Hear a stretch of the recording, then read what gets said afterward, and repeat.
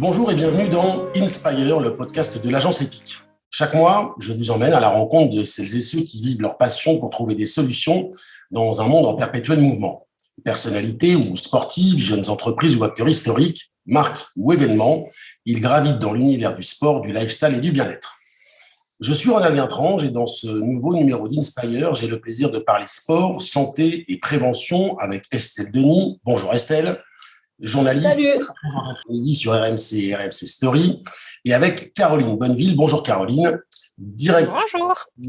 marketing communication d'Anita France, qui est, je le précise, et on y reviendra, fabricant de soutien-gorge depuis 135 ans. Caroline, merci d'être avec nous. Nous sommes en plein octobre rose. Ça existe depuis 1985. C'est une période de communication autour de la prévention et de la rémission du cancer du sein. Est-ce que, selon vous, qui travaillez sur les poitrines des femmes, est-ce que c'est une opération efficace pour un véritable problème de santé publique ? Alors une opération efficace, oui, parce qu'elle nous apporte beaucoup de visibilité dans la prévention. D'une part, on a encore un déficit aujourd'hui d'information, donc on utilise vraiment ce mois d'octobre rose. Nous, les acteurs, mais aussi les médecins, toutes les personnes qui sont en relation en fait avec les femmes en général, ont la chance de pouvoir intervenir sur ce mois pour sensibiliser. Et c'est vraiment ça qui est important, les femmes dans l'autodiagnostic et le diagnostic médical par rapport au cancer du sein.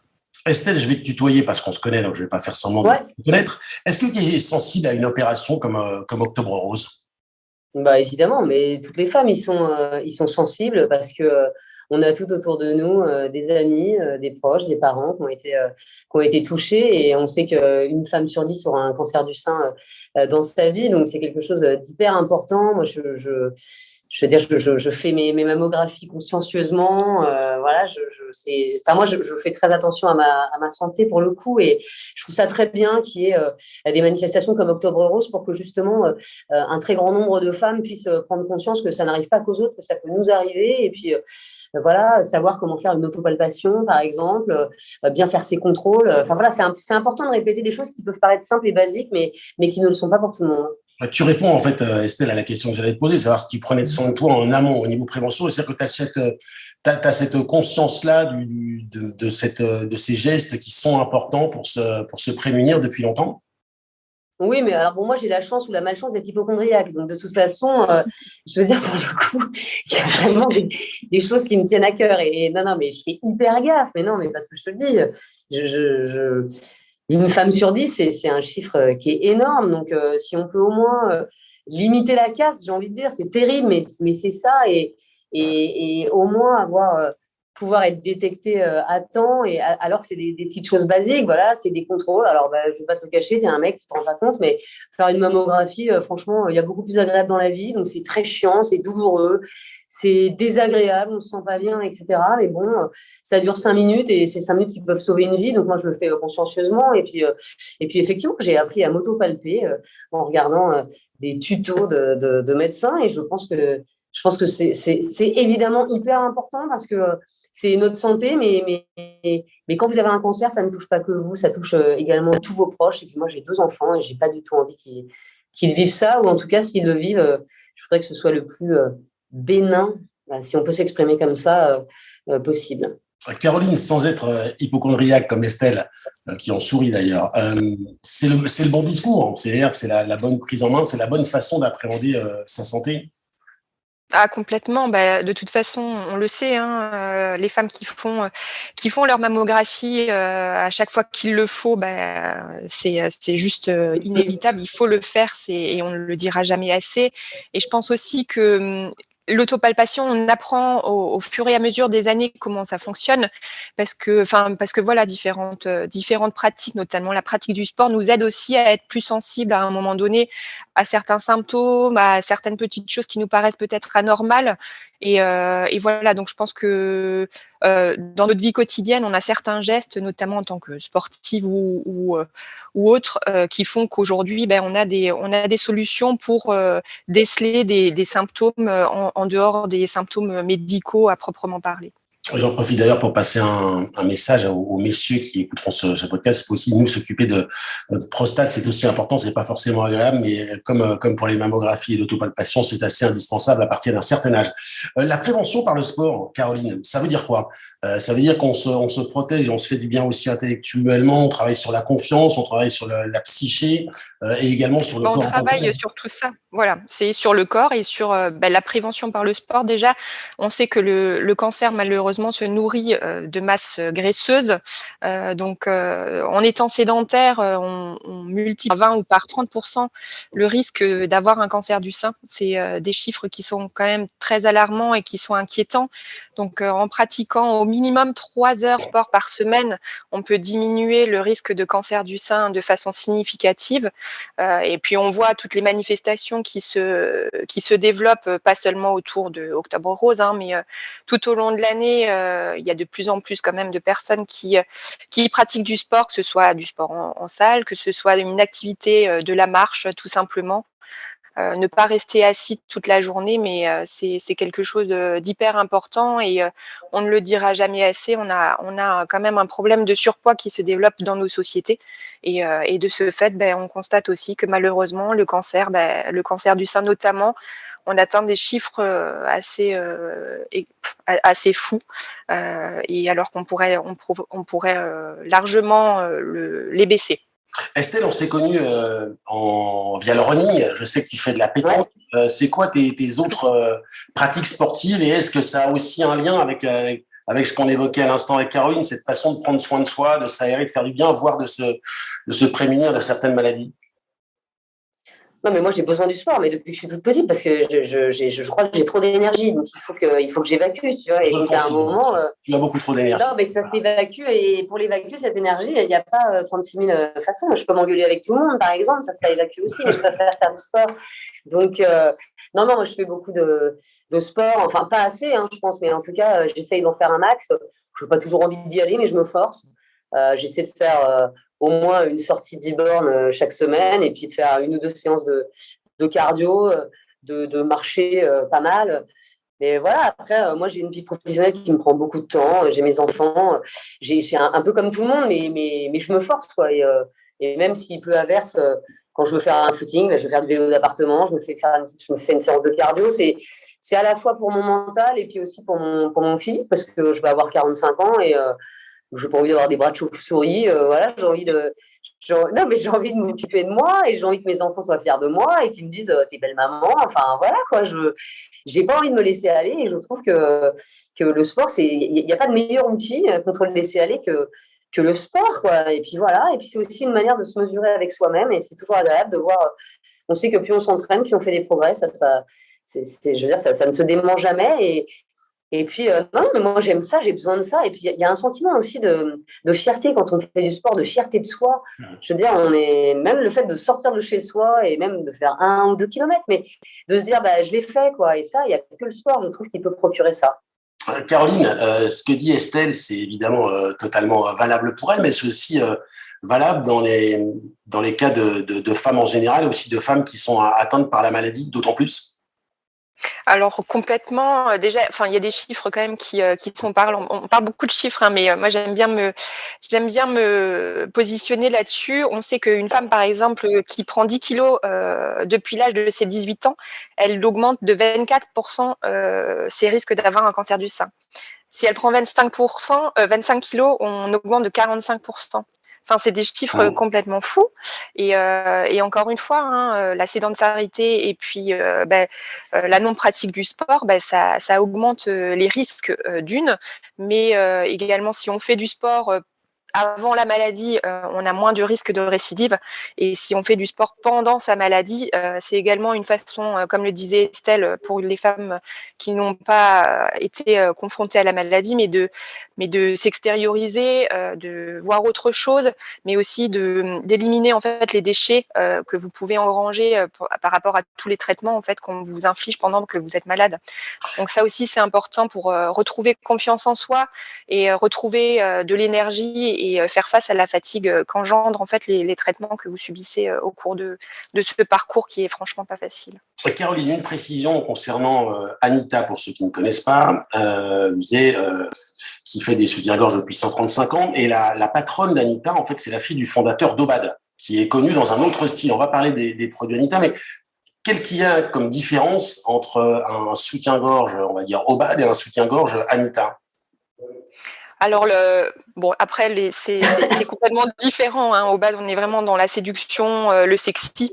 On le voit déjà dans leur communication et dans leurs affiches publicitaires. On n'est pas du tout sur le même message. Anita, on est vraiment sur des marchés de niche. On est connu plus pour notre partie déjà médicale, parce que notre cœur de métier, c'est le médical, c'est de faire des prothèses mammaires et de faire des soutiens-gorge, des maillots de bain adaptés pour les femmes qui ont été confrontées à la maladie. Et aussi de répondre en fait à chaque besoin des femmes dans tous les parcours de leur vie qu'elles peuvent rencontrer, aussi bien les femmes qui ont des poitrines généreuses, les femmes qui font du sport comme Estelle qui connaît très bien la marque Anita Active, et puis aussi les femmes qui ont un petit bébé, parce que du coup on fait aussi des soutiens-gorge pour les femmes qui allaitent et qui attendent un enfant. Donc on est vraiment dans une constellation avec Anita. On répond à des marchés de niche en fait. Estelle, la différence d'Obad. Ouais, clairement. Estelle, quel est ton regard justement sur Anita Active, toi qui cours, peut-être que tu as déjà pu essayer ce type de produit? Ah ben non, mais moi je vais te le dire clairement, et c'est pas du tout parce que Caroline est là, mais moi je l'ai souvent dit, ça a changé ma vie de sportif, quoi. Mais vraiment parce que j'ai une assez forte poitrine, et en fait, pour le coup, mais quand tu cours, mais moi je courais avec genre mon soutien-gorge d'ado depuis 20 ans, un vieux soutien-gorge tout pourrave, et je trouve ça très bien. Et quand j'ai essayé Anita, mais je me suis dit, mais comment j'ai pu courir toutes ces années avec autre chose, c'est pas possible, quoi. Et aujourd'hui, en fait, les seins ne sont plus un sujet pour moi. C'est-à-dire que quand je cours, je les oublie. Alors, ça peut paraître bizarre pour une femme de dire qu'elle oublie ses seins, mais quand vous courez, franchement, c'est un confort incroyable. Et en fait, c'est terrible parce que j'ai écrit un bouquin qui s'appelait comment ça s'appelle, Demain je commence vraiment, demain je m'y mets vraiment. Mais en fait, je le disais dedans, mais des fois, je suis affolée. Je vais courir. Et je vois des femmes avec les seins qui se balancent d'un côté et de l'autre, et j'ai envie de les arrêter, de leur dire, mais madame, achetez un soutien-gorge digne de ce nom, ça change tout. Et en fait, c'est terrible parce que c'est un manque d'éducation, et en fait, c'est encore tabou, les seins. Mais enfin, mon merde, on est au 21e siècle, moi, je ne comprends pas. Et contrairement à ce que disait Caroline, alors effectivement, Obad fait des trucs super en dentelle, etc. Mais Anita, franchement, fait. D'habitude, on se dit toujours, les brassières de sport, c'est moche et tout. Mais il y a plein de coloris disponibles. Vous pouvez coordonner. Je suis désolée, Romane, pour cette discussion un peu de fille, mais vous pouvez coordonner le bas et le haut. Il y a des motifs très différents. Vous avez des motifs militaires. Moi, j'adore celui-là. C'est très sympa. Je suis allée me baigner avec cet été. Après chaque footing, on voyait même pas que c'était un soutien-gorge de course, et c'était top. Vous avez du rouge, du bleu. Vous avez tout ce que vous voulez. En fait, vous pouvez même vous faire plaisir en tant que femme sur votre lingerie de sport, et c'est aussi important, c'est-à-dire qu'à la fois vous avez un maintien qui est incomparable avec un soutif normal, mais on peut aussi se faire plaisir. Et moi je trouve qu'aujourd'hui, moi quand je fais du sport, j'aime bien mettre des tenues que j'aime, quoi. Enfin, que je choisis comme je vais aller choisir un pull, un jean. Pour moi c'est aussi important d'être jolie quand je fais du sport, quoi. Mais je le comprends et je le confirme, de souvenirs en tout cas de courses qu'on a fait ensemble. Mais Caroline, c'est important aussi parce que je vais pas utiliser une image que je ne validerai pas, mais pour une femme qui va courir, se sentir bien aussi, évidemment sur le confort, mais aussi bien d'un point de vue extérieur et simplement visuel, c'est aussi quelque chose d'important sur lequel vous travaillez. Ah, complètement. Alors, si on reprend les soutiens-gorge de sport ou les soutiens-gorge autres qu'on faisait il y a encore 10 ans en arrière, on était vraiment sur des couleurs basiques, noir, blanchère, ça se limitait à ça. Aujourd'hui, effectivement, on travaille aussi sur le design pour apporter une petite touche de fraîcheur et apporter des choses sympas en fait à porter, parce qu'on sait aussi que le sport féminin se démocratise, qu'on voit de plus en plus de femmes courir, faire du sport en extérieur, et donc c'est vrai que se sentir bien avec ce qu'on porte, c'est important, et pour nous aussi, produire des produits que les femmes aiment et apprécient à porter, c'est d'autant plus important. Et je rebondis, Estelle, sur ce que tu disais il y a quelques instants, parce que je me souviens, il y a quelques années, sur les 20 km de Paris, en fait, et j'étais avec un ami et on courait. Et en fait, on avait doublé une jeune femme qui avait une très forte poitrine et qui visiblement en souffrait. C'est-à-dire que de temps en temps, elle avait ce geste d'aller se maintenir la poitrine un peu collée sur le torse pour moins souffrir. Et en fait, on avait hésité, on s'était regardé avec mon ami, on connaissait à l'époque Anita et on lui avait conseillé.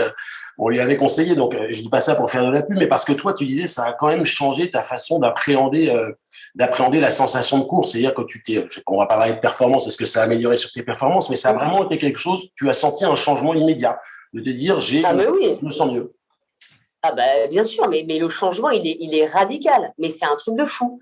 C'est-à-dire qu'on ne se rend pas compte et tout. Et moi-même, en fait, quand vous ne savez pas, vous ne vous rendez pas compte, vous ne comparez pas. Donc, vous mettez un vieux soutien-gorge, bon, et vous dites, bah, je ne suis pas très confort, mais en fait, ça vous paraît normal parce que vous avez toujours eu ça. Et quand tout d'un coup, vous êtes vraiment maintenu, parce que c'est vraiment ça, en fait, je vous dis, les seins ne sont plus un problème. On a l'impression de ne pas en avoir. Et pour le coup, quand on fait du sport, ce n'est pas une souffrance, quoi. Là, franchement, c'est un truc, on oublie une partie de sa féminité, mais quand on court, franchement, je veux dire, c'est pas la partie qui nous sert le plus. Donc en vrai, c'est absolument pas un problème. Et moi, mais franchement, ça a vraiment facilité ma vie ma vie de coureuse, ça c'est sûr. Caroline, on parlait également du sport dans son rôle pour la guérison, avec notamment les prothèses mammaires. Comment vous appréhendez cela? Alors de toute façon, on s'est toujours battu en fait pour les prothèses mammaires parce qu'il y a encore quelques années, malheureusement, elles n'étaient pas remboursées à 100%. Donc déjà ça, c'est quelque chose, c'est une petite victoire pour les femmes parce que c'était tout à fait pas normal en fait de devoir débourser quelque chose pour des prothèses qui ne sont pas remboursées alors que vous venez de traverser un parcours qui est abominable et vous devez encore penser à ça. Et effectivement, du coup, on développe des choses aussi en fonction de l'évolution de la société. Hein, les prothèses pour le sport notamment, les prothèses pour la natation aussi, les maillots de bain. C'est des produits qui sont encore faits traditionnellement à la main en Allemagne dans nos usines. Donc à côté de Munich, c'est vraiment très minutieux comme produit à faire et ça change la vie de toutes les femmes parce que celles qui ont eu une ablation du sein ou des deux seins, pouvoir trouver des prothèses pour compenser la perte d'une partie de leur féminité et continuer à pouvoir pratiquer leur sport et puis leurs activités de tous les jours tout simplement en tant que femme, c'est juste exceptionnel. Pour terminer, Caroline, j'aimerais que vous nous parliez de l'association, alors pardonnez mon accent anglais, Discovering Hands. Anita travaille en partenariat avec cette association. C'est quoi? Quel est son objectif? Alors, c'est une association, c'est assez particulier en fait comme façon de fonctionner, mais c'est une association qui forme des personnes qui sont non-voyantes ou malvoyantes parce qu'elles ont une sensibilité assez particulière en fait à déceler des tumeurs ou des cancers du sein ou d'autres problématiques médicales juste avec le toucher en fait. Donc, c'est quelque chose que la médecine utilise aussi de plus en plus parce qu'elles ont une sensibilité que même les médecins n'ont pas et ça permet de déceler des symptômes complètement autres. Et effectivement, Anita travaille avec cette association maintenant depuis quelques années, mais aussi par rapport justement à l'amélioration des produits pour ces femmes qui ont subi un cancer du sein, pour qu'on ait des produits adaptés, des tissus adaptés et qui soient complètement en osmose avec ce qu'elles ont besoin et ce qu'elles attendent. Estelle, tout est bon pour lutter contre cette maladie, contre ce fléau? Bah évidemment. Bah non, mais tout est bon mais pour lutter même contre le cancer en général. Enfin, voilà, c'est vraiment la maladie du siècle, quoi. Donc bien sûr. Et encore une fois, c'est vrai qu'on parle beaucoup du Covid depuis 2 ans et je trouve qu'on oublie un peu tous ces malades du cancer autour de nous et je veux dire, on en a énormément et c'est vrai qu'on en parle quasiment plus et moi, je le regrette parce qu'il y a vraiment un combat à mener. Moi, je suis marraine d'une association qui s'appelle l'Étoile de Martin et qui récolte des fonds pour la recherche sur les tumeurs pédiatriques des enfants. Et voilà, c'est un drame pour toutes les familles qui sont touchées.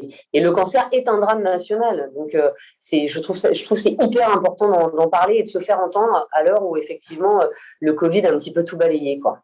Et c'était hyper important que vous soyez là toutes les deux justement pour évoquer à la fois Octobre Rose, les bienfaits du sport et Anita. Merci à toutes les deux. Vous avez écouté Inspire, le podcast d'Epic, l'agence de communication des entreprises inspirée par la passion, à retrouver sur l'ensemble des plateformes de téléchargement. Pour terminer, n'oubliez pas ce qu'écrivait William Shakespeare, la passion s'accroît en raison des obstacles qu'on lui oppose.